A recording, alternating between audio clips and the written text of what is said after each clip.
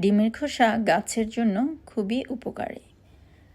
এতে রয়েছে প্রচুর পরিমাণ ক্যালসিয়াম। কয়েকদিনের ডিমের খোসা জমিয়ে শুকিয়ে ভালো করে গুঁড়ো করে নিয়েছিলাম।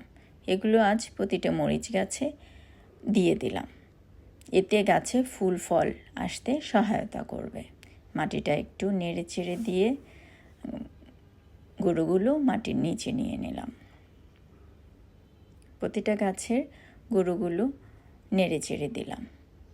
এরপর একটু পানি দিয়ে দিলাম। ডিমের খোসায় প্রচুর পরিমাণে ক্যালসিয়াম আছে। এতে গাছের ফুল ফল বৃদ্ধিতে সহায়তা করে।